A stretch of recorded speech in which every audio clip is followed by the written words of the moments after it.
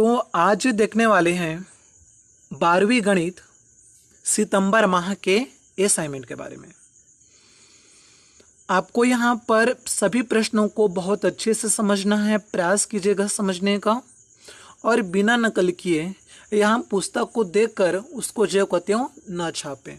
तो प्रयास करें कि चीज़ों को हम अच्छे से समझ सकें। चलिए देखिए, और यदि कोई चीज़ें समझ में नहीं आएगा तो आप बिल्कुल कमेंट करके भी पूछ सकते हैं। तो पहले प्रश्न पर बात करें। स्वतुल्य व सम्मित संबंध की परिभाषा लिख कर उदाहरण समझाइए।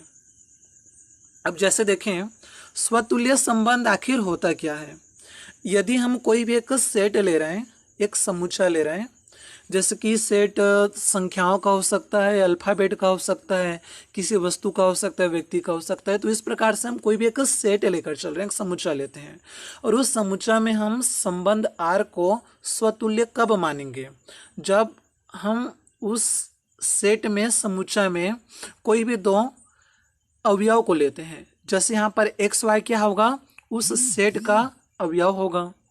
तो हमने यहाँ पर सेट का दो अवयव लेकर चला और यहाँ पर जो ई जैसा बना है उसको इंग्लिश में कहते हैं बिलोंग टू। तो जैसे यहाँ पे देखिए, तो जो समान एलिमेंट है वह संबंध आर में पाया जाना चाहिए। मान लीजिए कि एक्स वाई हमने दो अवयव को लिया, तो एक्स और एक्स किस में उपस्थित होना चाहिए? उस संबंध में उपस्थित होना चाहिए। वैसा ही वाई और वाई भी उस संबंध में उपस्थित हो। अब इसके बाद देखिए, इसका एक उदाहरण देख लेते हैं।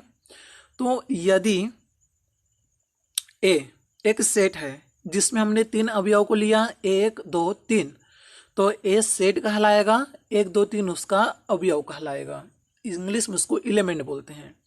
तब आर हम यहाँ पर एक संबंध ले रहे हैं और संबंध को किस प्रकार से लिया गया कि 1 1 2 2 और 3 3। तो ध्यान से इसमें देखें, 1 और 1 दोनों कॉमन है, 2 और 2 वो भी कॉमन हो गया, 3 और 3 वो भी कॉमन हो गया। तो यहाँ पर हमने क्या देखा था कि x x उपस्थित होना चाहिए संबंध R में। तो चूंकि यहाँ पे तो उपस्थित है ही, 1 और 1 संबंध में पाया जा रहा है, 2 और 2 भी पाया जा रहा है, 3 और 3 भी पाया जा रहा है। इस प्रकार से यह एक स्वतुल्य होगा। तो अब आते हैं सेकेंड टॉपिक पे, सम्मित संबंध को देख लेते हैं। तो जैसे यहाँ पे देखिए क्या कहा जा रहा है, सम्मित संबंध। तो चलिए इस पर बात करें। हमने यहाँ पर एक सेट या समुच्चय लेकर चला, तो उस पर हम कोई संबंध आर इस प्रकार से देखें कि यदि एक्स वाई आर में पाया जा रहा है और वाई एक्स भी आर में पाया जाए, संबंध में उपस्थित हो, तब उस स्थिति में हम उसे सम्मित संबंध कह सकते हैं। तो बात की हमने इसके सूत्र के बारे में या परिभाषा के बारे में। अब हम सीधे देखते हैं एक उदाहरण। तो माना कि 1 2 3 हमने यहाँ पर 3 अवयव लेकर चला जो कि सेट ए में पाया जा रहा है। अब इसमें जैसे देखिए, तो यहाँ पर हम एक संबंध देखने वाले हैं। सबसे पहले 1 2 2 1 2 3 3 2। तो यहाँ पे ध्यान से देखिए, 1 और 2 यदि इसको उल्टा करें तो यहाँ पे 2 1 प्राप्त होगा, मतलब परिभाषा को शो कर रहा हूँ। उसी प्रकार से यहाँ पे 2 3 है, तो हमने यहाँ पे 3 2 भी लेकर चला। तो संबंध में 1 2 है तो 2 1 भी पाया जा रहा है, 2 3 है तो 3 2 भी पाया जा रहा है। इस प्रकार से क्या होगा, जो उदाहरण है वह सम्मित होगा।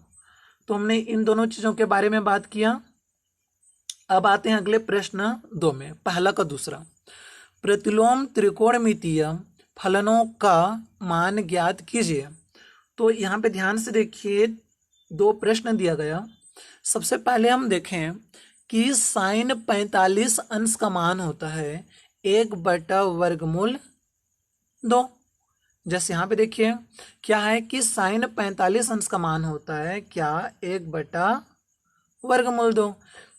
यदि हम साइन को बाएं से दाएं तरफ ले जाएं या दाएं से बाएं तरफ ले जाएं, तो उस स्थिति में क्या होगा, जो बटा साइन के रूप में था वह चेंज हो जाएगा किस फॉर्म में, इन्वर्स ग्रुप में, तो यहाँ पे हमें इन्वर्स ग्रुप में प्राप्त हो जाएगा साइन, इसलिए साइन इन्वर्स 1/√2 का मान होगा 45 अंश।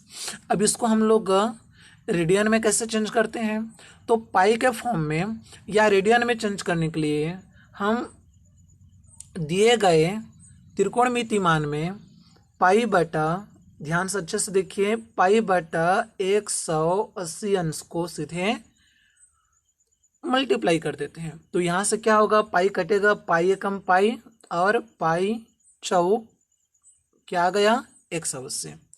तो इस प्रकार से हमने यहाँ पर प्राप्त कर लिया पाई बटा 4। उसी प्रकार से नेक्स्ट प्रश्न पर आइए। तो यहाँ पर कहा जा रहा है कि कॉट इनवर्स -1/√3 का मान क्या होगा। तो इसका मान कैसे हमने निकाला, चूंकि कॉट का यदि हम त्रिकोणमितीय अनुपात देखें तो निकलेगा कैसे, जैसे यहाँ पे देखिए, तो कॉट 30 अंश का मान कितना होता है, √3। कॉट 45 अंश का मान क्या होता है, 1। और कॉस 60 अंश का मान क्या होता है, 1/√3। और कॉट 90 अंश का मान देखें तो वह 0 के रूप में प्राप्त होगा।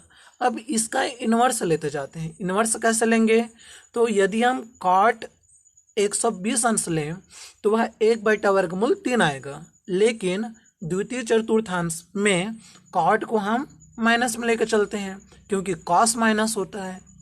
तो यहाँ पर क्या आ जाएगा देखिए, अब उसी प्रकार से हम यदि कॉट को भी उल्टा कर दें तो वह इन्वर्स में चेंज हो जाएगा।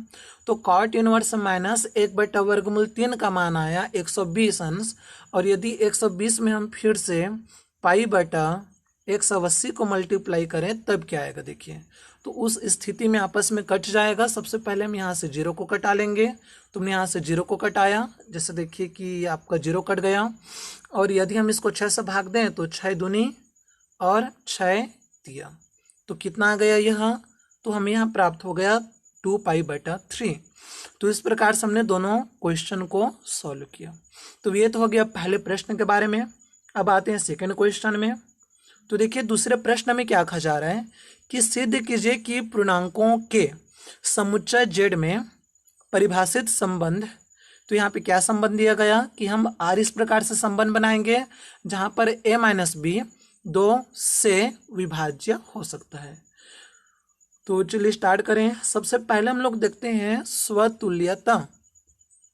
तो यदि हम एक सेट का कोई संख्या ले रहे हैं, ठीक है, जो कि संबंध में भी पाया जाएगा, तो यदि हम a-a एक संबंध लेकर चलें तो a-a बराबर 0 आएगा जो 2 से विभाज्य है। तो इस प्रकार से हम क्या कर सकते हैं कि जैसे a- 0 आया, b- 0 आ जाएगा, c- भी 0 आ सकता है, ठीक है ना। तो यहाँ पे तो सेम एलिमेंट लिया गया, मतलब स्वतुल्य होगा, और जो कि 2 से भी विभाज्य हो जा रहा है। इस प्रकार से दिया गया संबंध सेट जेड के लिए क्या होगा, स्वतुल्य होगा। नेक्स्ट बात करते हैं सममित के बारे में।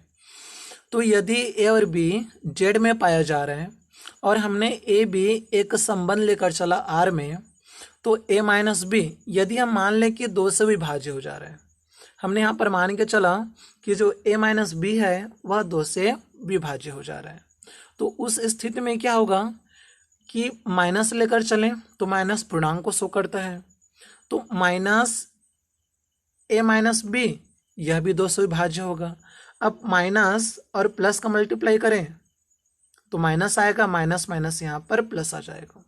तो जैसे इसमें देखिए माइनस माइनस प्लस आ गया b और प्लस माइनस माइनस आ जाएगा a, अर्थात b - a 2 से भी विभाज्य होगा। तो यहाँ पर a और a-b संबंध आर में पाया जा रहा है, b और a यह भी संबंध आर में पाया जा रहा है। इस प्रकार से जो संबंध आर है वह सममित होगा। अब हम बात करते हैं इसके संक्रामक के बारे में। तो माना कि ए बी और सी यह तीनों ही जेड में पाया जा रहा है और ए बी एक संबंध आर में पाया जा रहा है, बी सी वह भी संबंध आर में पाया जा रहा है, तो a-b क्या होगा, 2 से विभाज्य होगा। इसके पहले भी हम देख चुके हैं।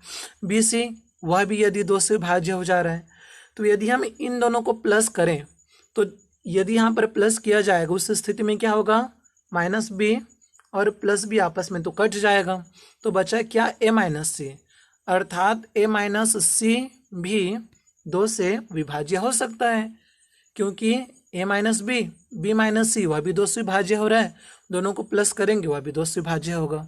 जैसे कि 2 और 4 मान लीजिए 2 से भाग जा रहा है, यदि इन दोनों को प्लस करें तो 6 आएगा, जो कि वह भी 2 से विभाज्य हो जाएगा। तो हम कह सकते हैं कि ए माइनस सी भी 2 से विभाज्य हो जा रहा है।